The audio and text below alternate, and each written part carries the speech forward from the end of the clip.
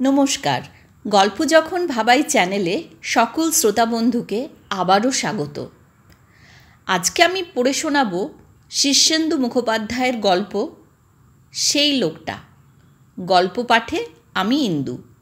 গল্পটা ভালো লাগলে একটা লাইক দিয়ে চ্যানেলটাকে সাবস্ক্রাইব করার অনুরোধ থাকলো। তাহলে শুরু করি আজকের গল্প সেই লোকটা। তার পুরনো আমলের ঢাউস ক্যামেরায় মল্লিক বাড়ির একটা গ্রুপ ফটো তুলতে হয়েছিল কালুরামকে। ফটো তোলায় তার নাম খুব। কালো কাপড়ে মাথা ঢেকে সে যখন তার টেপায়া ক্যামেরা অ্যাডজাস্ট করে তখন লোকে হাসে বটে, কিন্তু ফটো দেখলে সবাই অবাক। মানে কালুরাম এখন বুড়ো হয়েছে, কিন্তু এখনও সবাই তাকে ডাকাডাকি করে। এই মল্লিক বাড়ির গ্রুপ ফটো তুলতে গিয়েই ঘটনাটা প্রথম ঘটল, যেমনটা কালুরামের ফটোগ্রাফির জীবনে আর কখনো ঘটেনি। নাদু মল্লিকের ছেলের পৈতে। সেই উপলক্ষে মেলা আত্মীয় স্বজন এসেছিল। তার মধ্যে অনেক বুড়ো বুড়ি ছিল, দূরের লোক ছিল। কে কবে মারা যায়, কার সঙ্গে আর দেখা হয় কি না হয়, তাই কালুরামকে ডাকিয়ে গ্রুপ ফটো তোলা হলো। মোট 21 জন ছিল, কালুরামের মনে আছে। ছবিটা উঠলেও সুন্দর, একেবারে ঝকঝকে পরিষ্কার ছবি।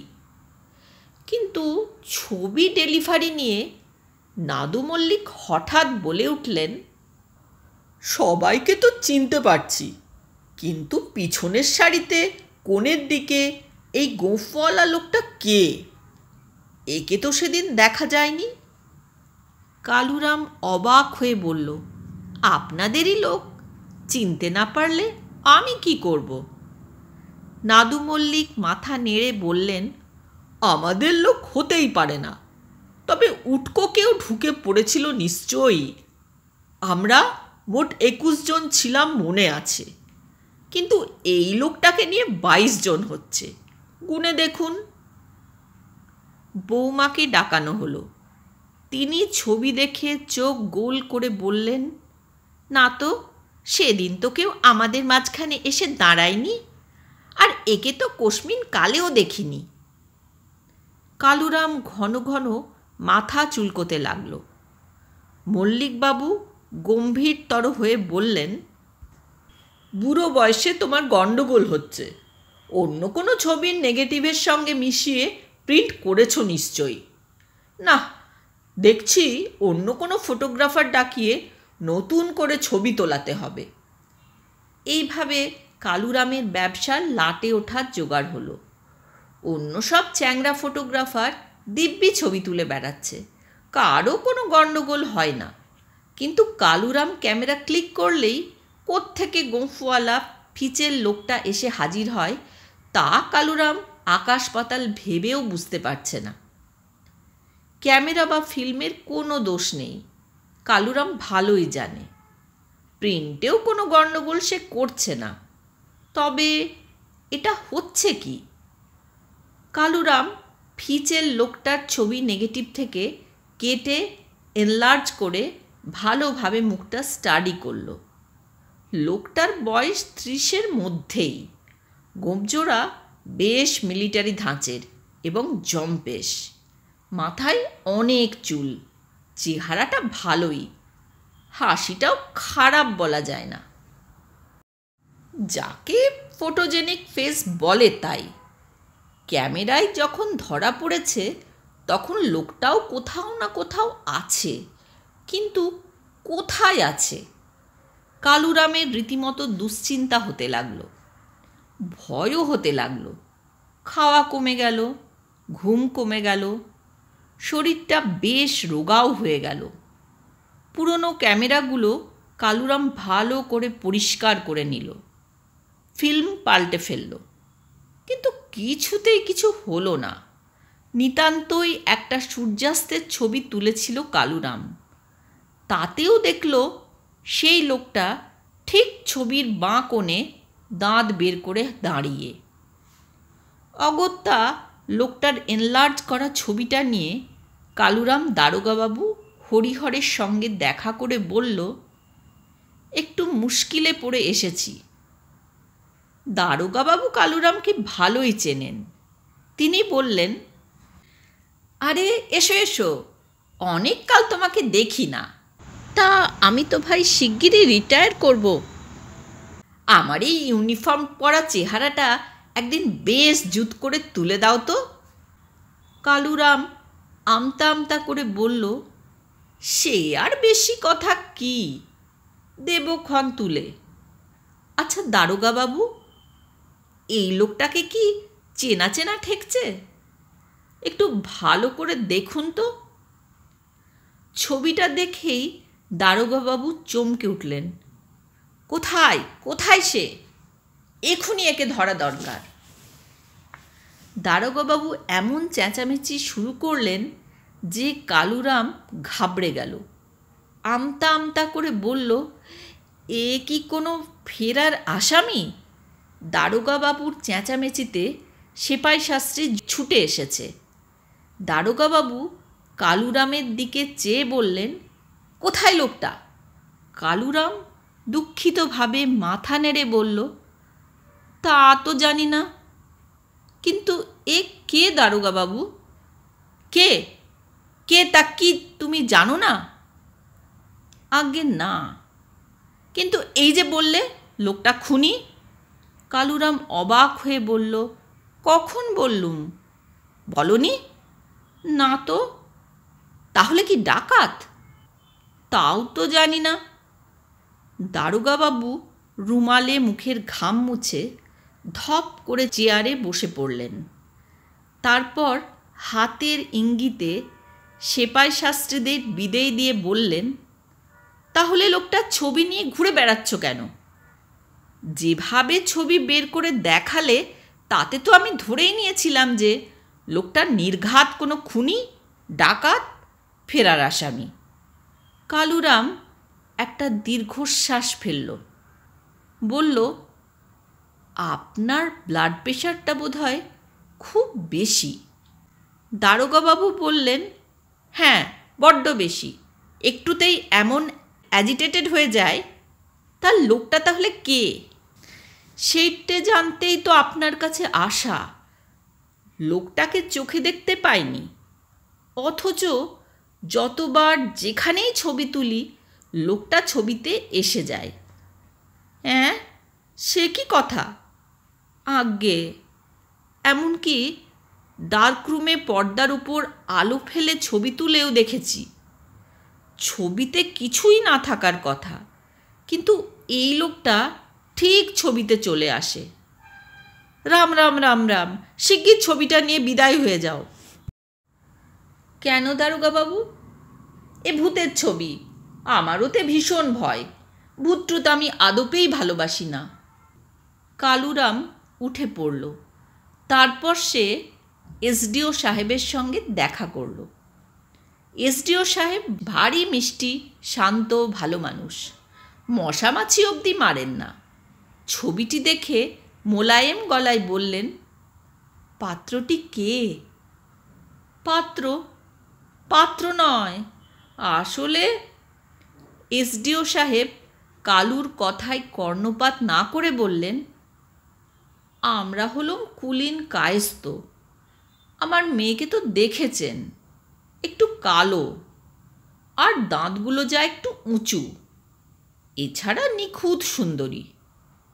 মনে করে যে পাত্রের খবর এনেছেন তাতে ভারী খুশি হয়েছি। পাত্র আমার পছন্দসই, তবে গোঁফ জোড়া বড্ড প্রমিনেন্ট। মিলিটারি হলে তো খুবই ভালো। দাঁড়ান, মেয়ের মাকে ফটোটা দেখিয়ে আনি। সত্য বটে, কালুরাম অনেক জায়গায় ঘুরে বলে এসডিও সাহেব মেয়ের জন্য পাত্রের কথা বলেছিলেন, কিন্তু এ যে পাত্র নয় সেই কথাটা কালুরাম আর বোঝাতে পারল না। এসডিও সাহেব ফিরে এসে হাসি মুখে বললেন, পাত্র আমাদের খুব পছন্দ, তাড়াতাড়ি সম্বন্ধটা এনে ফেলুন। পাত্রের বাবার ঠিকানাটাও দরকার। কালুরাম বেজার মুখে বলল, যে আজ্ঞে। জনে জনে ছবিটা দেখিয়ে বেড়ালো বটে কালুরাম, কিন্তু সুবিধা হলো না। ফিচেল লোকটা যে কোত্থেকে এসে ছবিতে উদয় হয় তা বোঝা গেল না। কালুরাম নিজে ফটোগ্রাফার হলেও তার নিজের ছবি কোশমিন কালেও তোলেনি।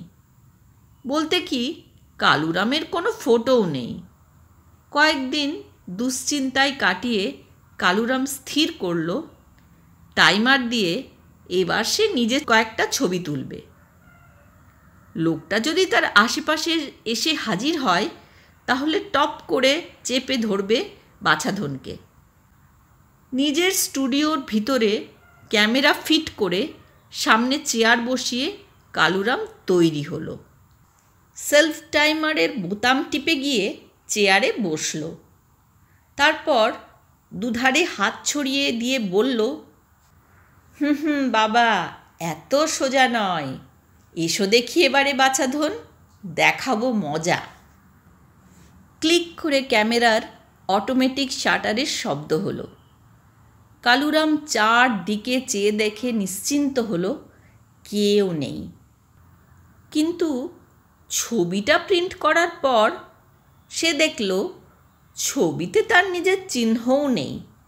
চেয়ারে সেই ফিচেল লোকটাই গোঁফ চুমড়ে হাসি হাসি মুখে বসে আছে। কালুরাম দুশ্চিন্তায় ঘেমে উঠল। অন্য সব ছবিতে লোকটা এসে হানা দেয় বটে, কিন্তু যাদের ছবি তোলা হয় তাদের কেউ অদৃশ্য হয়ে যায় না। কিন্তু এ ছবিতে তাই ঘটেছে। কালুরাম সম্পূর্ণ অদৃশ্য, বসে আছে ফিচেলটা। দুশ্চিন্তাগ্রস্ত কালুরাম স্টুডিওতে বসে বসে রাত গভীর করে ফেলল। তার দেরি দেখে ভিতর বাড়ি থেকে তার স্ত্রী এসে বললেন, কি ব্যাপার, তুমি এখনো বসে বসে কি করছো? রাত হয়ে গেছে যে। কালুরাম বিরস বদনে বলল, বড্ড চিন্তা হচ্ছে। কিসের চিন্তা? বাহ, এই ছবিটা কোথায় পেলে? এই বলে কালুরামের বউ ফিচেলের ফটোটা তুলে নিয়ে মন দিয়ে দেখতে লাগলেন। কালুরাম কৌতূহলী হয়ে বললেন, ছবিটা কেমন দেখছো? চমৎকার, দেখাওনি তো আমাকে কখনো। চেনো নাকি লোকটাকে? কালুরামের বউ অবাক হয়ে বলল, ও আবার কী রকম কথা? যার সঙ্গে 25 বছর ঘর করছি তাকে চিনব না মানে? বিয়ের সময় তো তোমার এই গোঁফই ছিল। ঝ্যাঁটা গোঁফ পছন্দ করি না বলে বকে বকে ছাঁটিয়েছিলুম। ওই তো গালের আঁচিলটা দেখা যাচ্ছে, আর এই যে বাঁ ভ্রুর ওপর কাটা দাগ। কালুরামের মাথাটা বোঁ করে ঘুরে গেল। সে তোতলাতে তোতলাতে বলল, কিন্তু?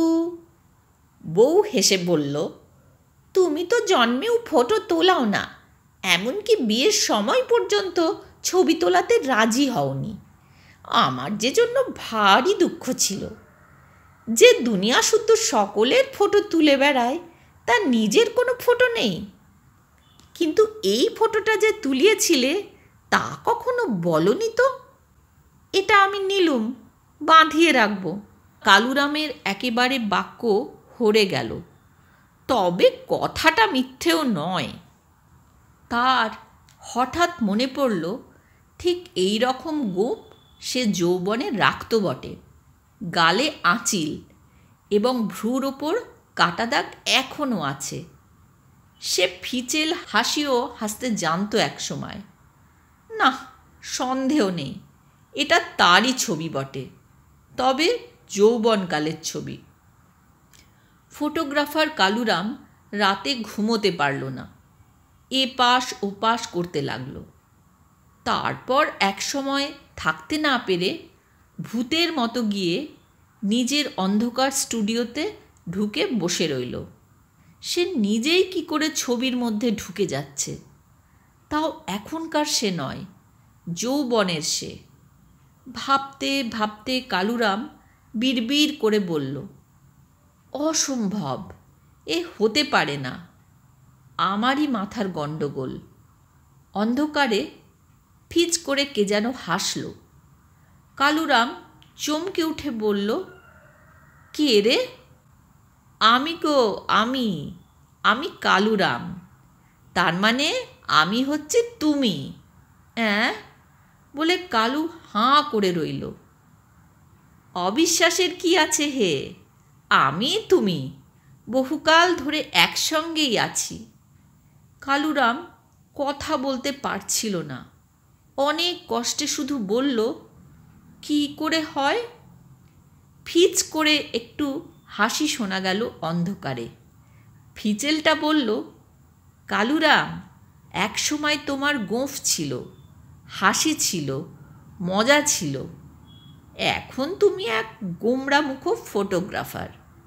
তোমার ভিতরকার হাসি খুশি কালুরামটা শুকিয়ে যাচ্ছিল। তাই একদিন হাসি খুশি কালুরাম গোমড়ামুখো কালুরামের ভিতর থেকে ফট করে বেরিয়ে এসেছে। হ্যাঁ বলো কি? তাই তো বলছি, গোমড়ামুখো কালুরামের সঙ্গে পোষালো না বলে ভিন্ন হয়েছি। তাই বলে কি আর খুব তফাৎ হতে পারি? কাছাকাছি আছি হে। কিন্তু ফটোর ভিতরে ঢুকছো কী করে? খুব সোজা। আমাকে এমনিতে তুমি দেখতে পাও না বটে, কিন্তু তোমার ক্যামেরা তো আমাকে ভালোই চেনে। তোমাকে জব্দ করার জন্য হুট করে ক্যামেরার সামনে দাঁড়িয়ে যায়। কিন্তু আমার যে ব্যবসা লাটে উঠতে বসেছে তোমার জন্য, তার আমি কি করব? গোমড়ামুখো লোক আমি দু চোখে দেখতে পারি না। কালুরামের এবার ভয় কেটে গিয়ে খুব রাগ হলো। এই ফিচেলটা যদি সে নিজেই হয়ে থাকে তাও ক্ষমা করা যায় না। সে রাগে গড়গড় করে বলে উঠল, ভালো চাও তো শিগগির ফের আমার ভিতরে ঢুকে পড়ো, নইলে কি করবে? তোমাকে ভয় খায় নাকি? তবে রে বলে কালুরাম গলার স্বরটা লক্ষ্য করে অন্ধকারে ঝাঁপিয়ে পড়ল দ্বিতীয় কালুরামের উপর। তারপর যা ঘটল তা আর কহতব্য নয়। ধুন্ধুমার লড়াই চলতে লাগল। ক্যামেরা সব উল্টে পড়ে গেল, কাঁচ ভাঙল, চেয়ার ওল্টালো। কালুরামের গা থেকে গলগল করে ঘাম ঝরতে লাগল। কিন্তু কে হারল কে জিতল তা ঠিক বোঝা গেল না। তবে এক সময়ে লড়াই থামল। কালুরাম তখন মেঝের উপর পড়ে হ্যাঁ হ্যাঁ করে হাঁপাচ্ছে। পাশাপাশি আর একটা লোকও পড়ে আছে। টের পেল কালুরাম। একটু মায়া হলো কালুরামের। শত হলেও লোকটা তো সে নিজেই। লোকটার দিকে হাত বাড়িয়ে কালুরাম বলল, খুব লেগেছে নাকি? তুমি মহা পাজি লোক। আহা, রাগ করো কেন?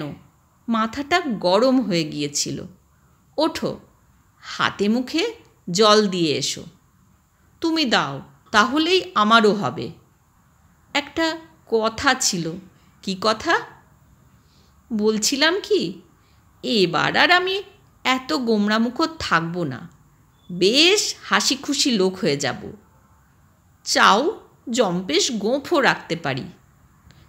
মাঝে মাঝে নিজের ফটো তোলাবে? তাও তোলাবো, সব হবে। এবার টুক করে আমার মধ্যে ঢুকে পড়ো তো কালুরাম। কালুরামের মধ্যে ঢুকে পড়ল। পরদিন থেকে আর কালুরামের ফটোতে কোনো গণ্ডগোল রইল না। এতক্ষণ শুনছিলেন শীর্ষেন্দু মুখোপাধ্যায়ের ছোট গল্প সেই লোকটা।